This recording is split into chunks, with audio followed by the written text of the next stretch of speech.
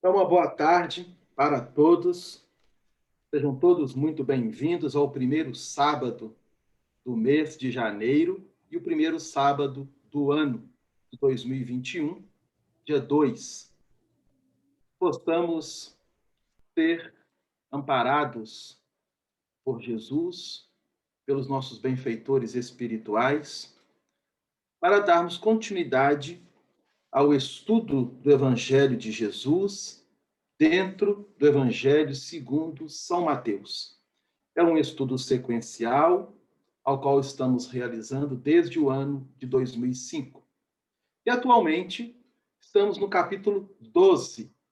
Este capítulo, ele contém 50 versículos.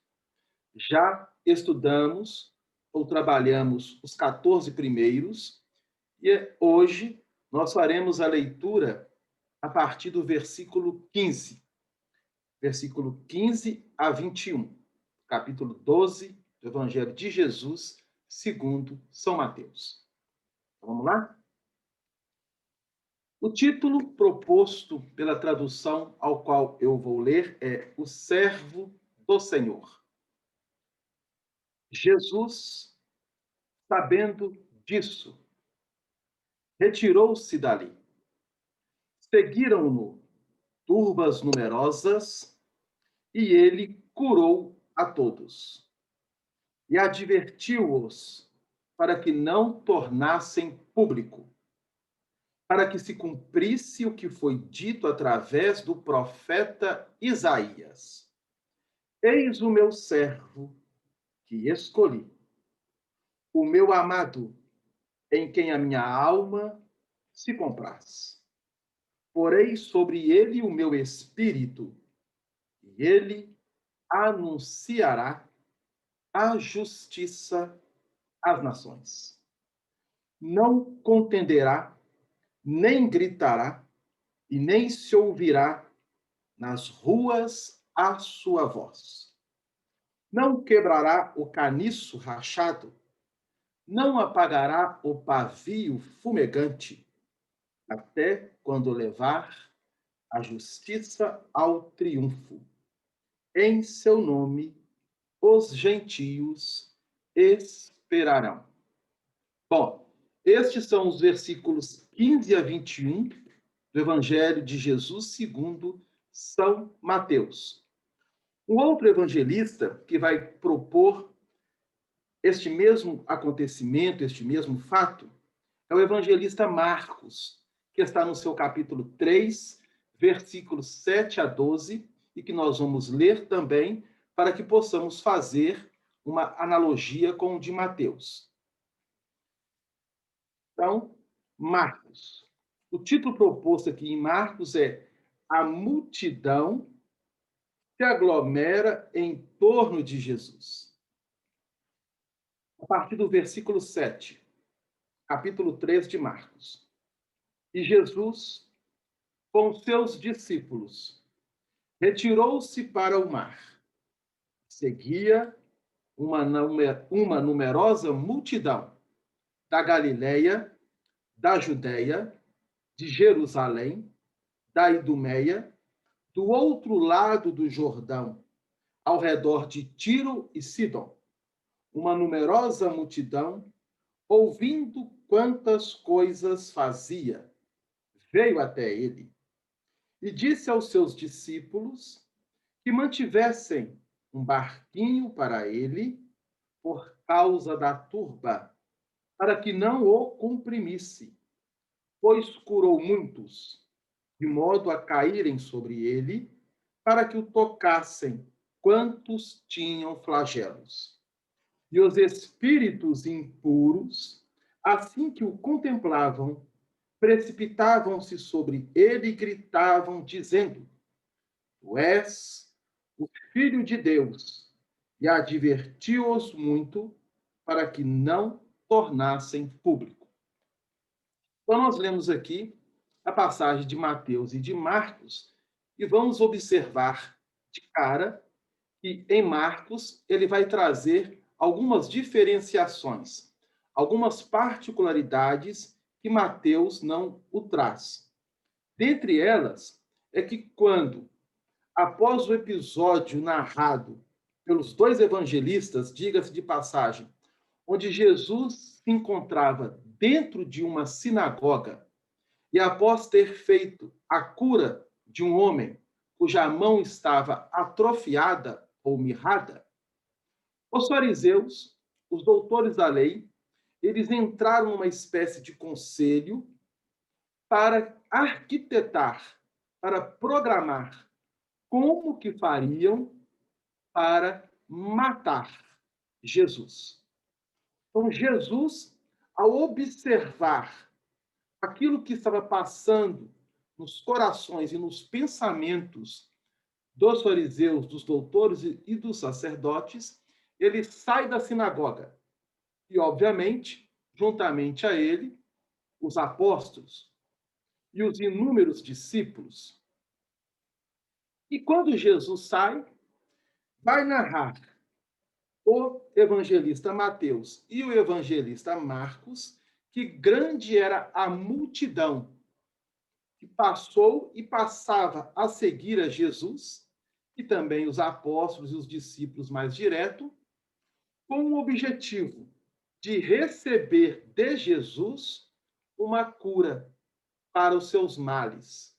No caso, muitos deles males físicos, como o caso do irmão da mão atrofiada ou mirrada.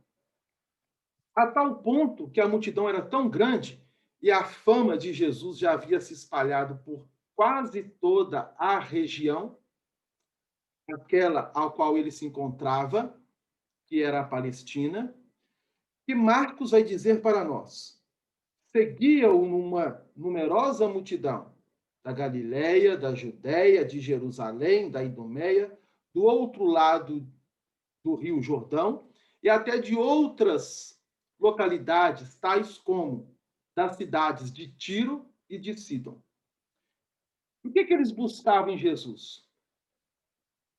Qual era a finalidade deles irem até Jesus?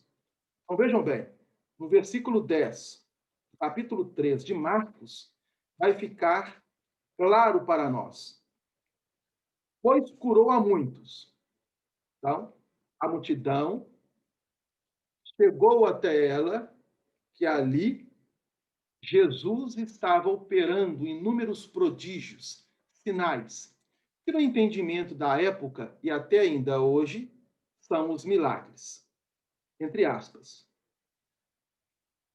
E a multidão o comprimia, querendo tocar, porque ao tocar Jesus, muitos se sentiam curados, conforme vai colocar o evangelista aqui para nós. Pois curou a muitos, de modo a caírem sobre ele, para que o tocassem quantos tinham flagelos.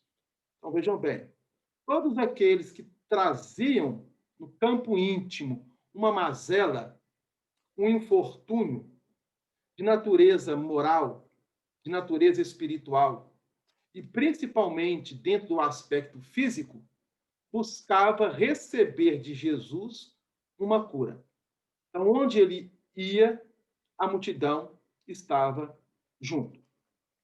E o que ele vai dizer aos apóstolos? Para que eles pudessem preparar um barquinho, uma espécie de barco, a fim de que ele pudesse, ao subir este barco, passar de uma margem para a outra dos rios, das regiões. Aqui, no caso, nós estamos na cidade de Cafarnaum. Então vejam bem que coisa interessante.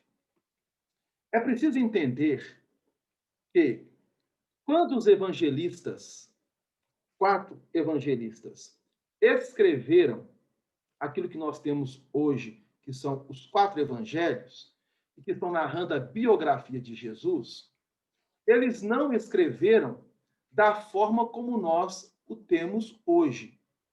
Por exemplo, a divisão em capítulos e em versículos, e os títulos e subtítulos aos quais nós observamos nas traduções bíblicas atuais. Quando os 4 evangelistas escreveram, redigiram os textos que nós temos hoje dos evangelhos, E é preciso lembrar que, ao escrever, eles se encontravam inspirados ou influenciados pelos espíritos prepostos por Jesus para estar contido nesses 4 evangelhos aquilo que seria necessário à compreensão, ao entendimento e ao processo evolutivo da humanidade. É preciso levar isso em conta.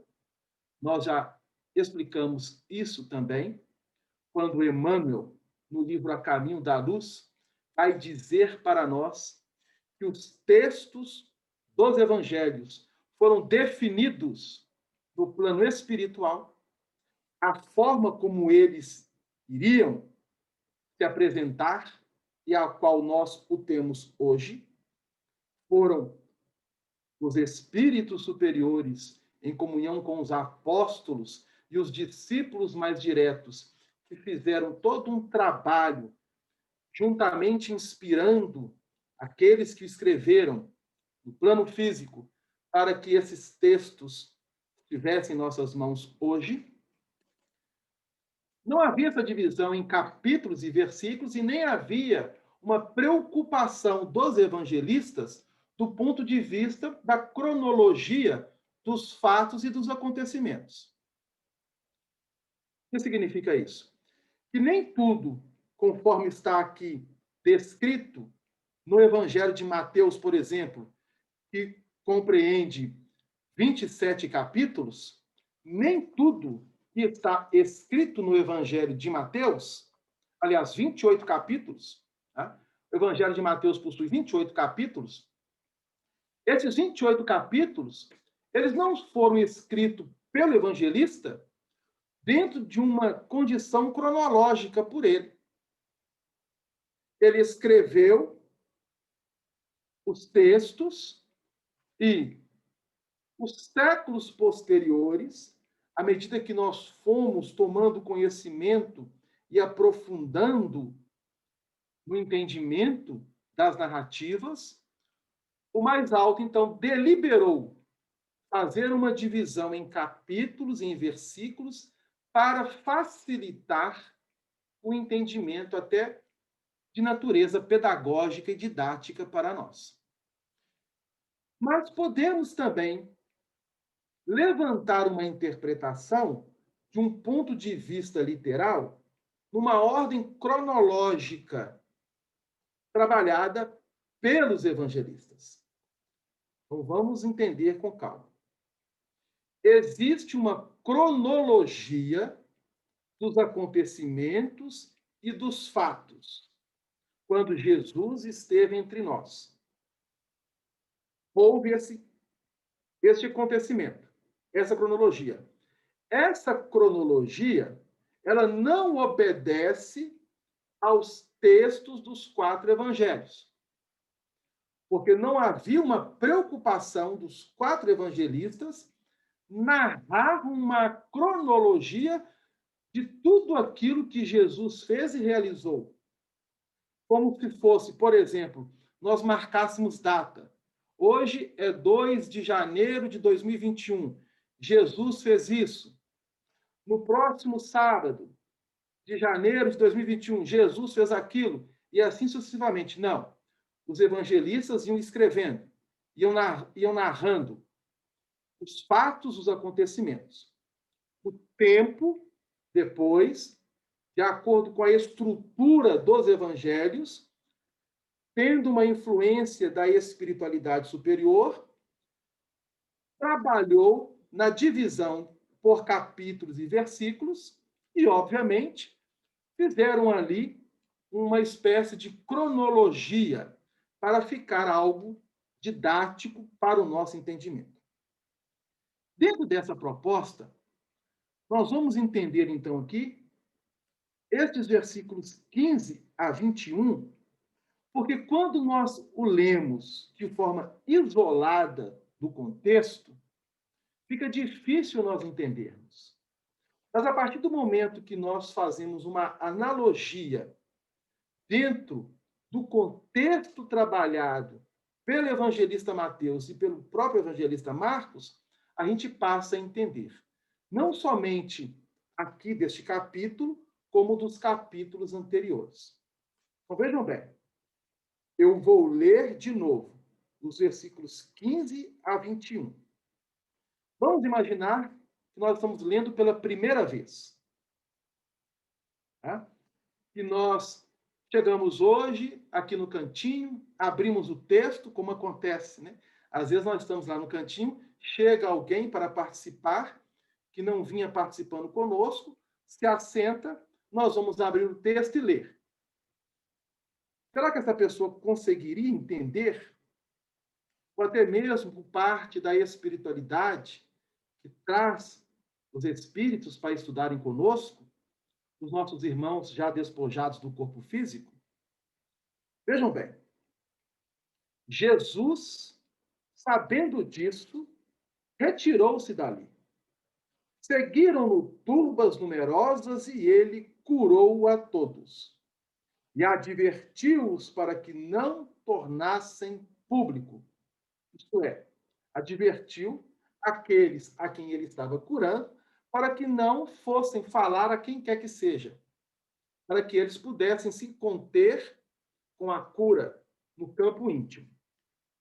E aí ele vai trazer uma profecia de Isaías, para que se cumprisse o que foi dito através do profeta Isaías. Eis o meu servo que escolhi, o meu amado em quem a minha alma se compraz. Porei sobre ele o meu espírito, e ele anunciará a justiça às nações. Não contenderá, nem gritará, e não se ouvirá nas ruas, ou, em algumas traduções, nas praças, a sua voz.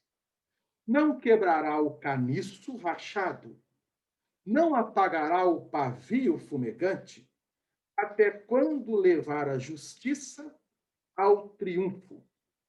Em seu nome, os gentios esperarão. Então, se nós lermos pela primeira vez, ou quando nós escutamos isso aqui pela primeira vez, como é que nós poderíamos entender isso? Bom, então nós precisamos ter em conta algumas palavrinhas-chave que está aqui nesses versículos. A primeira delas, cura. Então, quando se fala cura, nós estamos entendendo que Jesus curou a muitos. E essas curas avançou séculos com o nome ou com uma nomenclatura de milagres. Hoje, tendo entendimento da doutrina espírita, nós sabemos que milagres não existem da forma como é colocado e é entendido pela humanidade e pelas religiões e pelos teólogos. Milagre não existe. A doutrina já nos esclarece isso. Mas como que Jesus, então, curava? De que forma ele conseguia curar? Esse é um ponto a ser trabalhado. Segundo ponto, ele vai trazer à tona o profeta Isaías. Nós vamos observar que Jesus sempre está fazendo referência às Escrituras Sagradas. As Escrituras Sagradas representam o que nós conhecemos hoje pelo Velho Testamento. Os 4 evangelhos, Mateus, Marcos, Lucas e João, nós vamos ter inúmeras referências da fala de Jesus, se reportando, se referindo aos livros do Velho Testamento. Aqui, nesses versículos, ele está falando-nos do profeta Isaías. Nos versículos anteriores, que nós estudamos já, que compreende o versículo 9 ao versículo 14 do Evangelho de Mateus, ele vai trazer uma passagem do profeta Oséias. Vejam bem que coisa interessante. Então, dentro do profeta Isaías, ele vai lembrar a multidão que estava ali, aos apóstolos e aos discípulos, aquilo que o profeta havia predito, havia anunciado em seu livro. Eis o meu servo. Então, essa palavra servo é uma palavra-chave. Então, vejam bem, a palavra cura, a palavra servo, são palavras-chaves. São palavras-chaves. São palavras-chaves. E uma outra palavra-chave dentro da profecia de Isaías, justiça. Quando ele coloca, ele anunciará a justiça às nações. Então, nós temos três palavrinhas-chaves: a cura, servo e justiça, nessa passagem. Bom, separando essas três palavrinhas-chaves, vamos agora entender o contexto deste fato, porque isto foi um fato, um acontecimento. Lembremos, então vamos relembrar que Jesus estava em um dia de sábado em uma sinagoga, dentro da sinagoga. A palavra sinagoga, que representa hoje para nós uma igreja, um templo religioso, é muito importante nós entendermos. Então vejam que coisa interessante. Nos versículos anteriores, precisamente o versículo 9 do capítulo 12 de Mateus, está escrito assim: tendo partido dali, entrou na sinagoga deles. Tendo partido da onde? O evangelista está nos narrando que Jesus, estando na cidade de Cafarnaum, ele reencontrou os apóstolos em um campo, em uma seara, onde havia uma plantação. Tudo leva a crer que era uma plantação de trigo. E o que aconteceu? Os apóstolos começaram a colher trigo, debulhar com a mão e a comer, porque estavam com fome. Era um sábado de manhã. Se nós formos seguir a cronologia aqui proposta por Mateus, dá-se a entender que Jesus, ao sair daquele campo com os apóstolos, foi para a sinagoga da cidade. Então, nós estamos na cidade de Cafarnaum.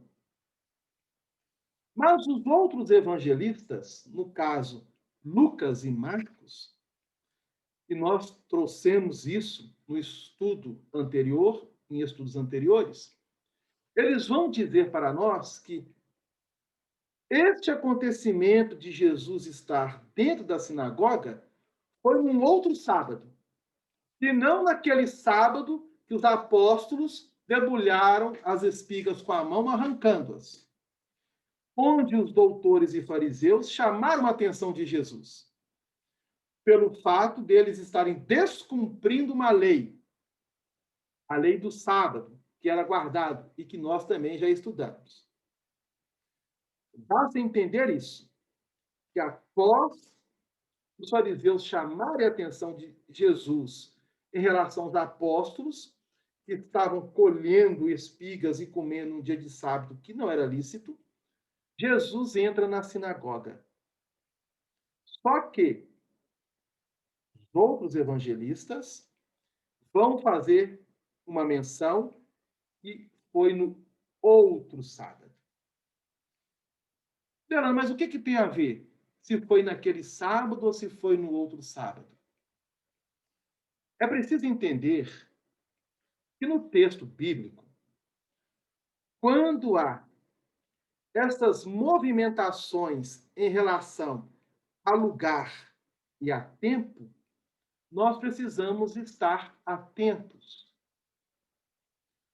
Porque houve um tempo, de um sábado para outro, de 7 dias, daquele acontecimento. E qual é a importância deste tempo? É que o tempo, nós sabemos, ele vai operacionalizar na dinâmica das existências no plano físico, no campo operacional e nas atmosferas espirituais, o trabalho, o processo de educação e de reeducação dos seres. Então, naquele episódio, Jesus chama a atenção dos fariseus e, pelo fato dos apóstolos estarem arrancando, eles não estavam agindo conforme, aliás, contrário à lei, porque havia cláusulas na lei de Moisés que, se em dia de sábado, se alguém estiver com fome e atravessar um campo, ele pode colher uma espiga, debulhar e se alimentar, para saciar a fome. O que ele não poderia é fazer uma colheita ampla para guardar e depois vender, comercializar. E isso não era lícito.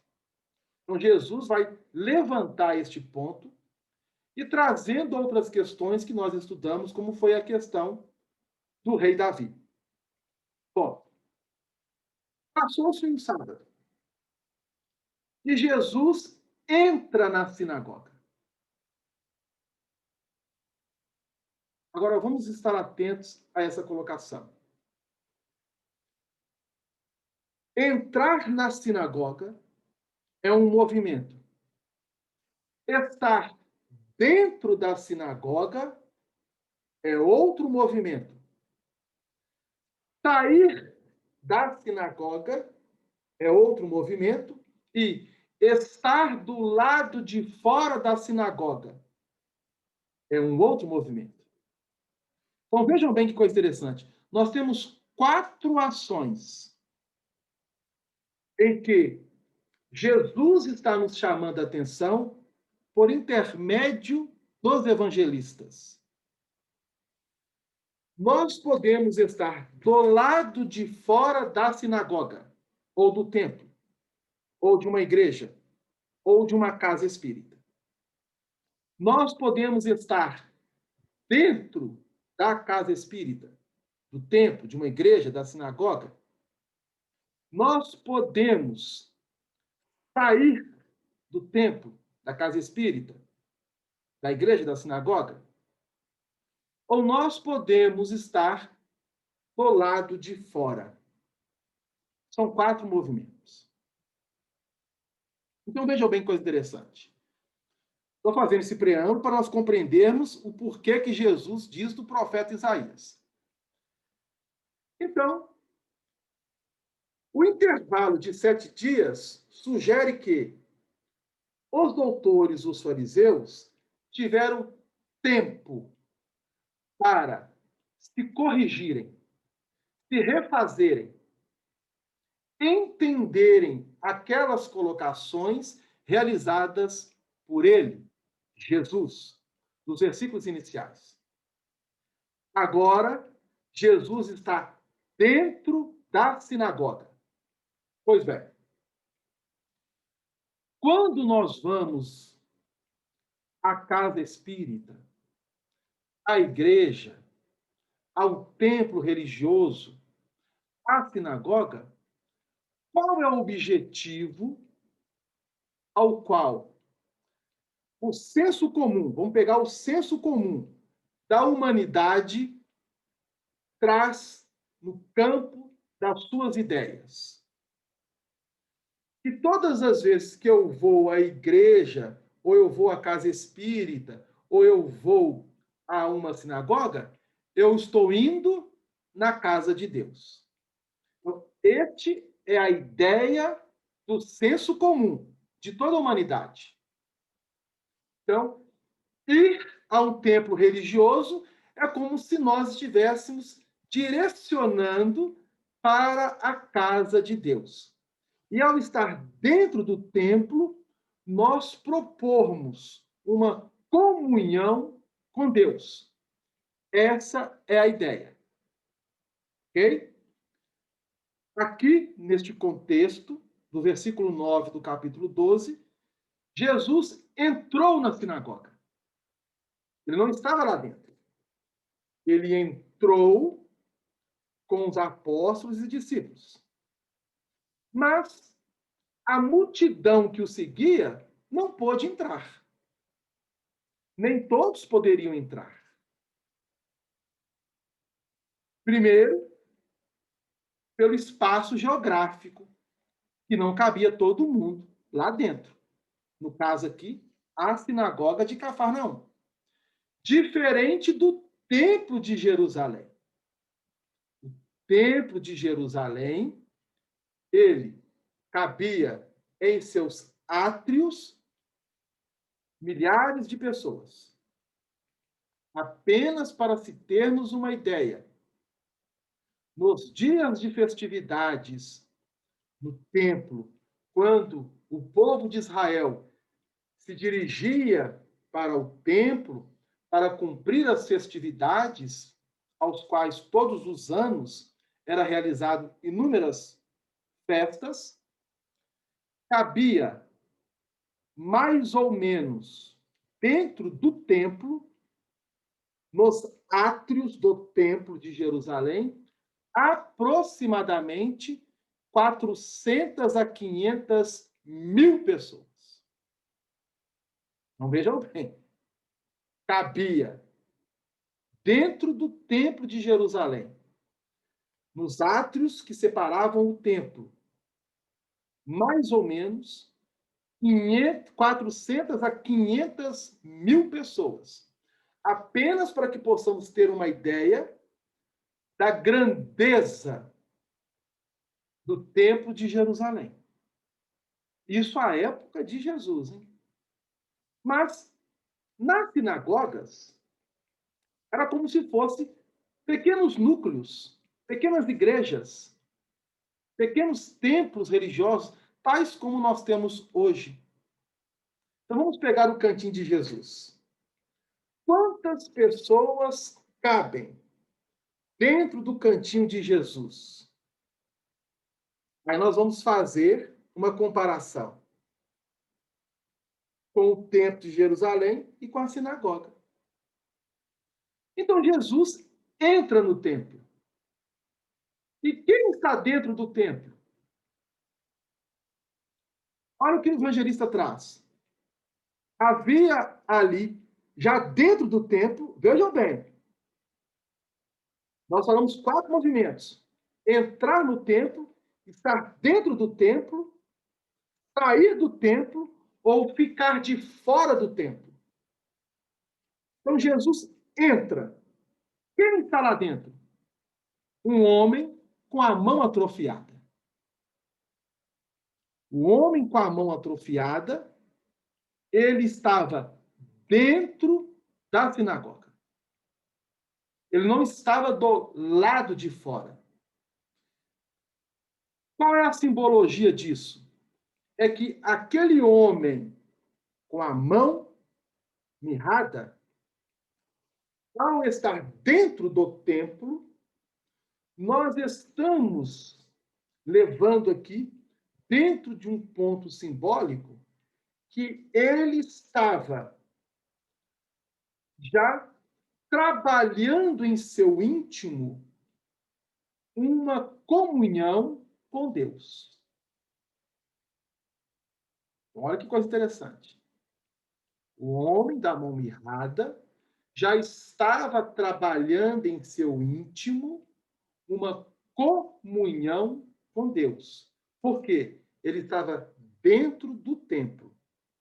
Agora, olha que coisa interessante. Não quer dizer que todos aqueles que já estão dentro do templo terão comunhão com Deus. Ah, como assim, Delano? Basta analisarmos no texto os doutores e os fariseus. Porque eles começaram a pensar que Jesus iria realizar uma cura. E se ele o fizesse, eles estavam já arquitetando um modo de contradizê-lo diante da lei e fazer com que ele estivesse contra o povo. Era como se eles estivessem arquitetando jogar a multidão, o povo, contra Jesus, pelo fato de ele estar descumprindo a lei de Moisés. Os fariseus estavam dentro do templo. Mas será que ao estar dentro do templo, eles estavam em comunhão com Deus? Vamos fazer essa pergunta para nós hoje. Quando nós estamos dentro do cantinho de Jesus, realizando as nossas tarefas, as nossas atividades, seja ela qual for, um estudo, passe, a costura, a distribuição da sopa, a evangelização, até mesmo a reunião mediúnica, seja o que for. Quando nós estamos ali, nós estamos realmente dentro da casa espírita, de corpo, de alma, pensamento e coração, mantendo uma comunhão com Deus? Ou nós estamos apenas dentro da casa, mas a nossa alma, o nosso coração, o nosso pensamento está distante? Precisa avaliar isso. No caso do homem da mão mirrada, ele estava em comunhão com Deus. Pai Delano, por quê? Porque Jesus o curou.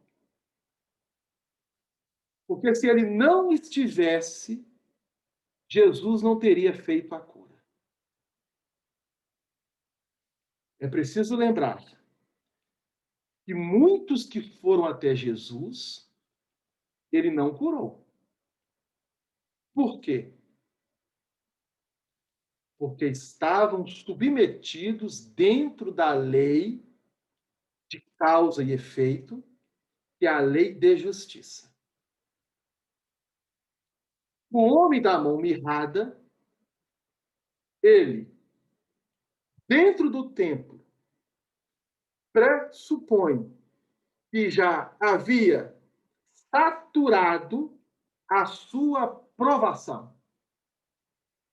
Por isso, Jesus o chama, o coloca no meio para que todos pudessem ver e diz a ele: estenda a sua mão. Ele estendeu. E a mão era a mão direita. Olha que interessante, era a mão direita. Por que a mão direita e não a esquerda?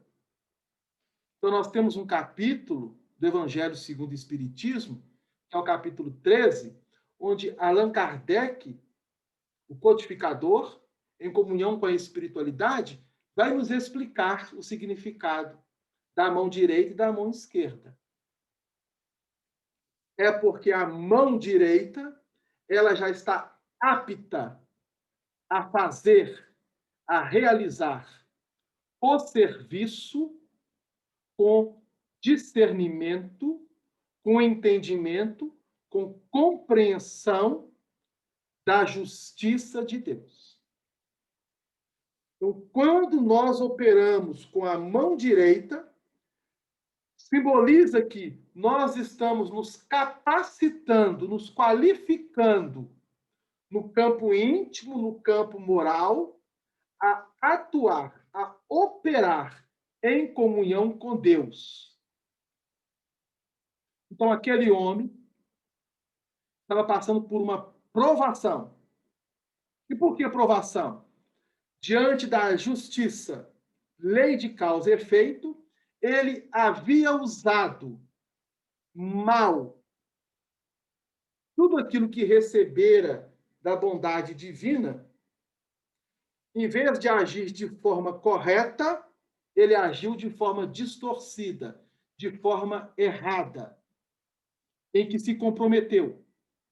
Então ele reencarna, passando por uma provação, onde a mão, por um determinado tempo, traria para ele um impedimento. Ele soube se resignar. Por isso, o texto, simbolicamente, diz: estando dentro da sinagoga, com a mão mirrada. Jesus entra e já estava lá. Agora, se ele estivesse do lado de fora, seria um outro contexto. Então, ele estava passando por uma provação. A provação, o espírito se resignou, se saturou, Jesus o chama e, operando dentro das leis dos fluidos, que a doutrina dos espíritos nos esclarece amplamente dentro da Gênese, da codificação espírita, no capítulo 14, quando Kardec trata dos fluidos, Jesus, então, operou, manipulou, extraindo uma energia negativa que estava ali impregnada naquela mão e direcionando energias positivas, fazendo com que a mão pudesse retornar os seus movimentos. Os fariseus se escandalizaram. E aí Jesus vai chamar a atenção para a misericórdia. Lembrando o profeta Oséias. Misericórdia eu quero e não sacrifício. Por que Jesus lembra a misericórdia? Porque a misericórdia, tanto quanto a justiça, são, vejam bem, são facetas do amor de Deus. A justiça e a misericórdia são facetas ou níveis aos quais nós estamos trabalhando na humanidade, coletivamente e individualmente, para compreendermos o amor de Deus. Para chegarmos ao entendimento da misericórdia, necessário se faz passar pela justiça.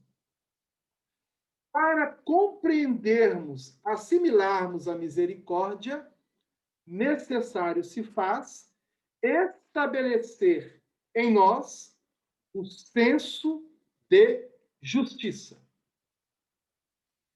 Esse senso de justiça já vinha sendo trabalhado pelos israelitas há mais ou menos 2000 anos atrás, antes de Jesus. Moisés, trazendo-nos a primeira revelação, trabalha a justiça. Durante um tempo, um período, um ciclo, uma era, os espíritos na Terra, reencarnando e desencarnando, reencarnando e desencarnando, vão educar e se reeducar nessa linha, justiça. Especificamente, o povo israelita, ao qual o mais alto concedeu um talento que deveria irradiar para toda a humanidade. Ao assimilar a justiça, havia necessidade de compreender a misericórdia.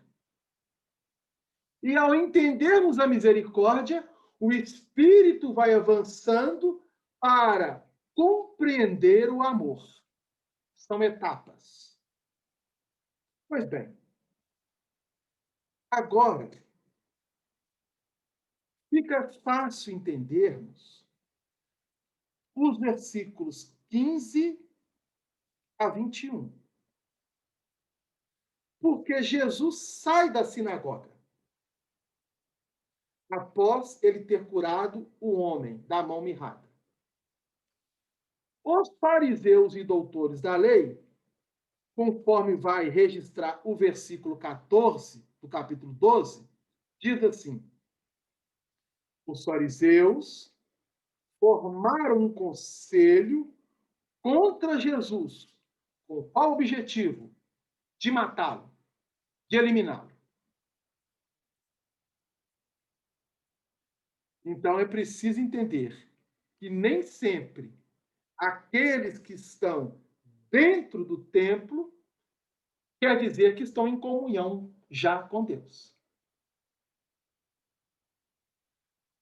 A justiça vai operar para o espírito diante do tempo a educação do mesmo. Jesus sai. E ao sair, havia uma multidão do lado de fora. E essa multidão que estava do lado de fora do templo precisava entrar no templo. Mas vejam bem, que entrar e sair são simbolismos. Porque o verdadeiro templo está na consciência, no coração. Hoje, somos capazes de entender isso, a tal ponto que nós já estudamos, voltando aqui ao versículo 6 do capítulo 12, quando Jesus afirma: eu, porém, vos digo que aqui está algo maior que o templo. Então, Jesus, ele diz aos doutores da lei, aos sacerdotes, aos fariseus, que ele é maior do que o templo. E nós fizemos um estudo dentro deste ensinamento, mostrando que qualquer espírito, ele é superior, é muito maior a qualquer templo. Porque o templo, né, onde Deus habita, conforme o senso comum, e se eu sou o templo, Deus não habita em mim? Hoje, passado tanto tempo, através das eras, a doutrina espírita ensina-nos que a lei, a justiça divina está na consciência. Questão 621 do Livro dos Espíritos. Quer dizer que a lei, a justiça, estando na consciência, Deus habita em nós. Somos maior que o templo. Jesus sai do templo.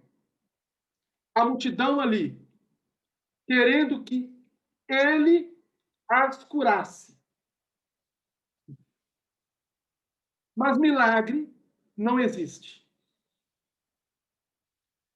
Como que Jesus, então, iria curar? Agora é preciso entender essa palavra. Como que se processa a cura para o espírito? De que forma o espírito vai se livrando das suas mazelas, do seu orgulho, do seu egoísmo, de tudo aquilo que é negativo. Como que ele vai eliminando isso? Através do tempo, dentro das eras, dos ciclos, pelas reencarnações. Aqueles que já se encontravam em condições na lei de justiça a serem curados, Jesus, pela misericórdia, o fez.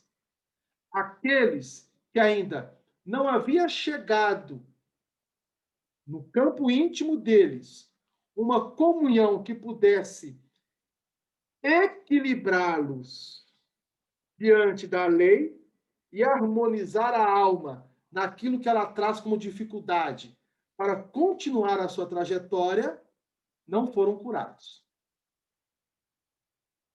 E aí, da mesma forma que Jesus lembrou o profeta Oséias, ele vai lembrar o profeta Isaías. E o profeta Isaías anuncia, que está no capítulo 42, versículos 1 a 4 do profeta Isaías. Eu vou ler de novo a profecia. Eis o meu servo, que escolhi, o meu amado, em quem a minha alma se compraz. Porei sobre ele o meu espírito, e ele anunciará a justiça às nações. Não contenderá, nem gritará, e não se ouvirá nas ruas ou nas praças a sua voz. Não quebrará o caniço rachado, não apagará o pavio fumegante, até quando levar a justiça ao triunfo. Em seu nome, os gentios esperarão. Versículo 21. Em seu nome, os gentios esperarão. Todas as vezes que o texto bíblico traz a palavra gentios, ele está querendo referir para nós que o gentio ainda não tem comunhão com Deus, portanto, está do lado de fora do templo. Mas a partir do momento que o gentio recebe o ensinamento, ele passa, então, a entrar no templo. Este foi o trabalho de Paulo, levar a mensagem aos gentios. Só que Jesus está fazendo uma referência do profeta Isaías, que viveu mais ou menos 400 a 500 anos antes dele, Jesus.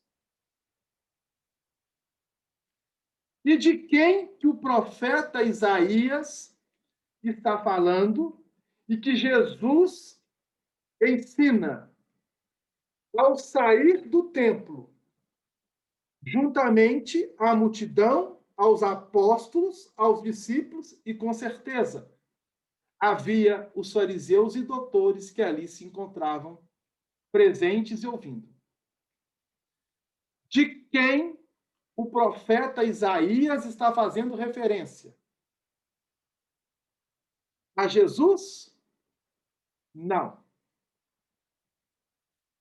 O profeta Isaías está fazendo referência ao servo do Senhor. E há 400, 500 anos atrás, antes de Cristo, ele, o profeta,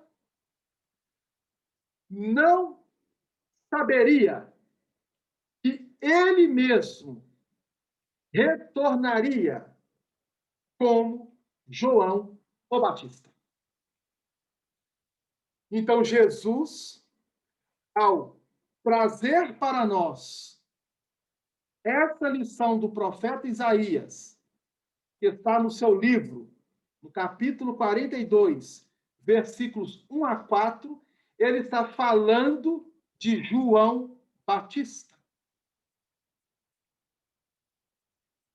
E aí nós vamos entender que Isaías, ao fazer essa referência, estava falando dele mesmo, sem saber a época que ele escreve essa profecia.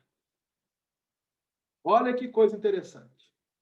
Adelano, por que podemos afirmar que Jesus está falando de João Batista? E que Isaías, aparentemente, dá-se a entender que estaria profetizando sobre Jesus, mas, na verdade, ele estava profetizando sobre ele mesmo, sobre a sua próxima existência no plano físico, depois de Isaías. Daí, entendermos agora o capítulo 11, quando estudamos a personalidade de João Batista, sendo anteriormente a João Batista Isaías, antes de Isaías, Elias, antes de Elias, Moisés, e antes de Moisés, Abraão. E como nós podemos dizer isso, ou afirmar isso? Por causa da palavra colocada na profecia, que são duas: servo e justiça.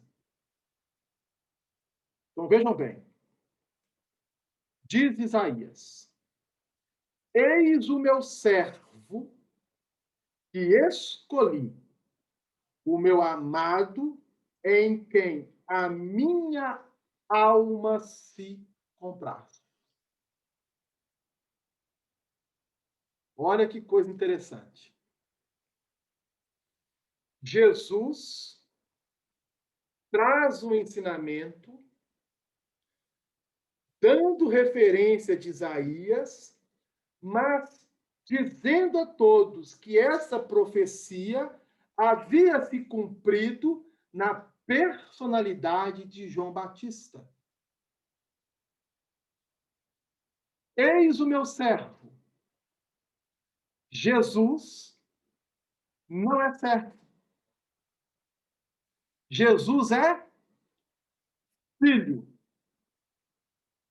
Então vejam bem, todas as profecias que você ler no Velho Testamento e encontrar a palavra servo, o profeta está falando de espíritos missionários enviados à terra por Jesus, do qual Isaías foi um, naquela existência, e futuramente, após a existência como Isaías, ele retorna como João Batista.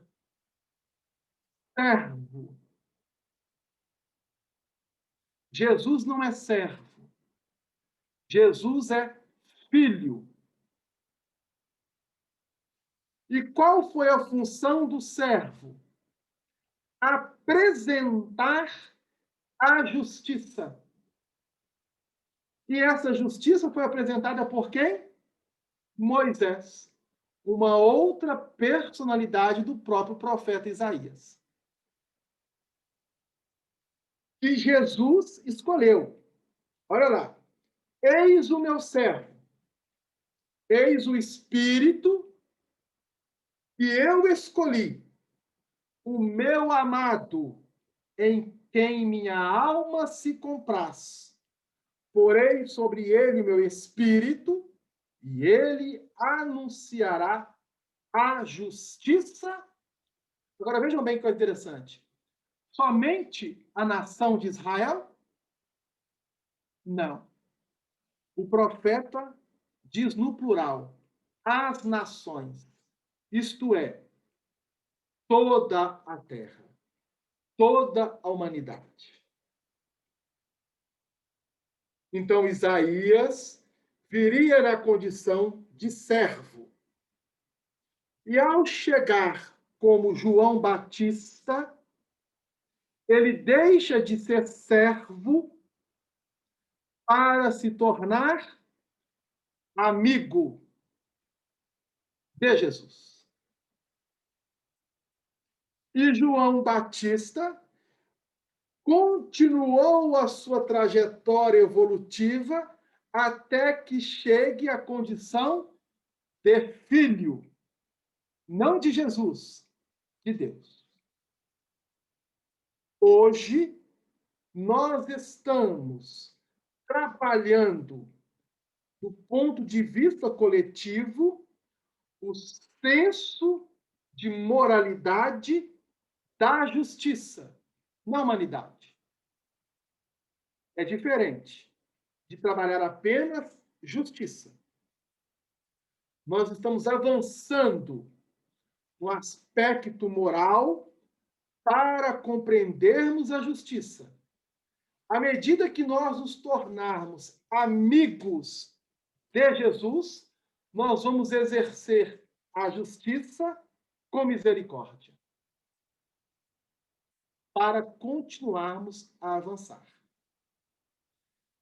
Então, agora ficou mais fácil entendermos, quando estudamos o capítulo 11, onde fizemos aquele parênteses, o capítulo 11 do Evangelho de Mateus, ao estudarmos a personalidade de João Batista.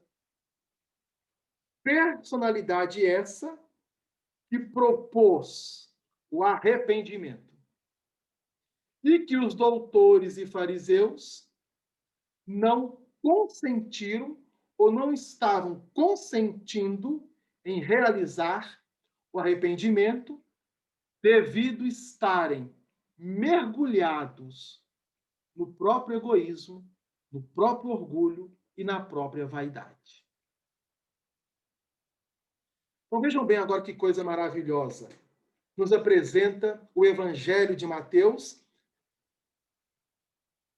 observando dentro desta cronologia proposta aqui pelo evangelista, sem que ele, o evangelista Mateus, soubesse dessa cronologia que o futuro depois dividiu em capítulos e versículos, para que pudéssemos compreender de forma didática, como agora.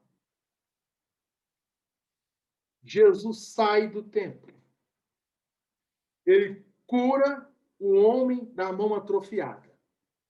O homem da mão atrofiada representa todos nós. Todos nós, hoje, que estamos nos esforçando para eliminar as mazelas de nosso espírito e operar de forma correta, com senso de moralidade na linha da justiça, é como se fôssemos o homem da mão atrofiada que Jesus cura a mão direita. Para que através do livre-arbítrio nosso agora, possamos agir no bem, realizar o bem, exercer o bem. E para exercer o bem, fazer o bem no campo dinâmico da vida, precisamos sair do templo. Significa que precisamos sair de nós mesmos e nos oferecermos como trabalhadores, como servos de Jesus. Da mesma forma que João Batista fez.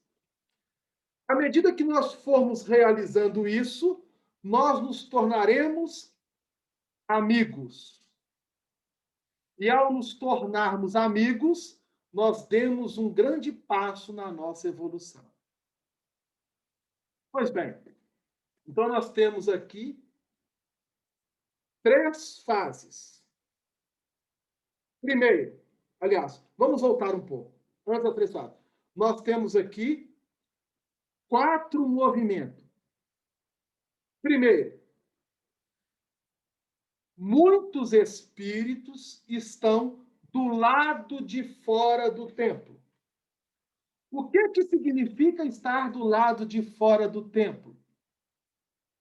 É que esses espíritos vivem na mais completa ignorância da realidade espiritual de si mesmos. É aquele ensinamento proposto por Sócrates, revivido pela doutrina espírita na questão 919. Conhece-te a ti mesmo. Estar do lado de fora do templo é desconhecer a nós mesmos. A partir do momento que eu passo a me conhecer, eu entro no templo. Agora vejam bem, entro. Agora, estar dentro do templo é o processar este autoconhecimento. E à medida que eu processo esse autoconhecimento, eu tenho que sair do templo para irradiar e operar na linha do bem, de justiça, para com o meu semelhante. É o que Jesus está nos ensinando nessa proposta do capítulo 12 de Mateus, dentro dos versículos 9 a 21. Porque ele vai fazer a referência a João Batista, que era servo e que, pelas linhas reencarnatórias, conseguiu assimilar a justiça. E ao assimilar a justiça, ele deixa de ser servo para operar com misericórdia, tornando-se amigo. Ao tornar-se amigo, ele vai, então, entrar numa outra fase da sua própria evolução. Então, vamos lá. Evangelho de João, capítulo 15, versículo 15. Olha o que Jesus nos ensina. Evangelho de João, capítulo 15, versículo 15.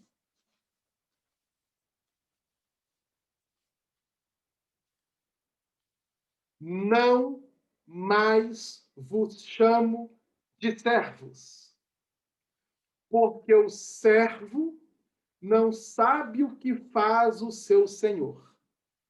Eu vos tenho chamado de amigos, porque todas as coisas que ouvi junto do meu Pai vos dei a conhecer. Versículo 15, capítulo 15 do Evangelho de Jesus segundo João. Eis que não vos chamo mais de servos. Jesus está falando isso para quem? Para os apóstolos. Diretamente para os apóstolos.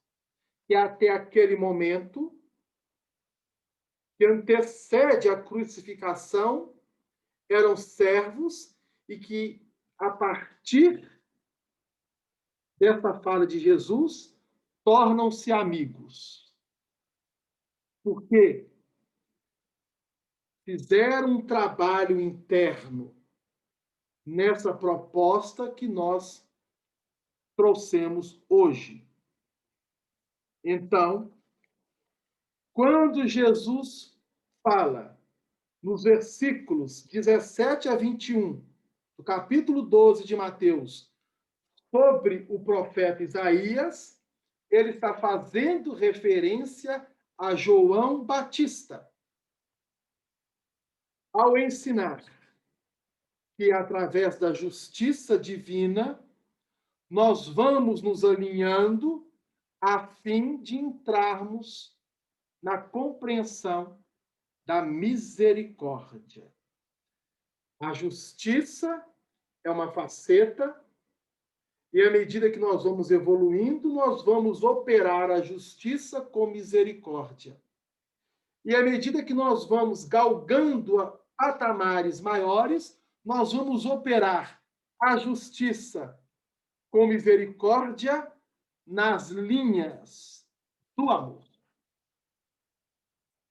Então, é uma peregrinação, é uma caminhada. do espírito, diante de si mesmo, diante da própria consciência, diante de Jesus, diante de Deus. Então, o servo somos todos nós espíritos. Muitos deixaram de ser servos para tornarem-se amigos. João Batista tornou-se amigo de Jesus. Bom, quem nos fala isso?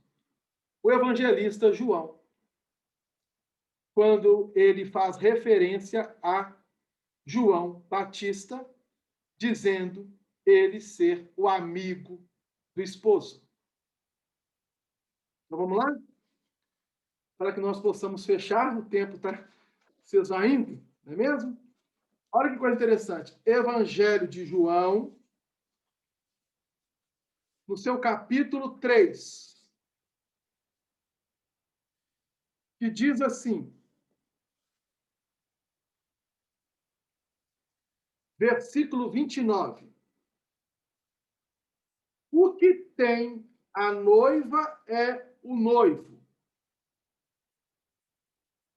O amigo do noivo que está presente e o ouve, se alegra profundamente. Agora vamos voltar lá, em Mateus. Eis o meu servo, que escolhi, o meu amado, em que minha alma se compraz. Isaías, profetizando de forma inconsciente sobre uma próxima reencarnação dele, que ele nem sabia,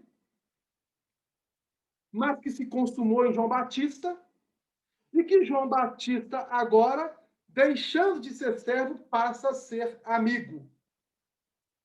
E qual é o objetivo aqui da profecia? Não condenará, nem gritará, e não se ouvirá nas ruas. Aonde que João Batista pregava? No deserto. E esse deserto simboliza o quê? A intimidade de cada um de nós. Pregar no deserto é não ir em praça pública. É estar em comunhão íntima, no processo de autoesforço, de autoburilamento, do autoconhecimento. Com qual objetivo? Para que a justiça triunfe em nossa intimidade. Em seu nome, os gentios esperarão. Toda a humanidade esperará. E nós vemos João Batista retornando depois até consumar em Allan Kardec, trazendo a terceira revelação para toda a humanidade. A revivência da justiça com amor para que exerçamos a caridade. Então, nós vamos fechar por hoje. Trouxemos alguns apontamentos para as nossas reflexões. Aquilo que ficou dúvida, escrevam, falem-nos, para que nós, então, possamos depois retirar essas dúvidas e darmos continuidade. Eu agradeço a oportunidade e que Jesus nos abençoe até o terceiro sábado para darmos continuidade. Delano, você falou em 4 movimentos.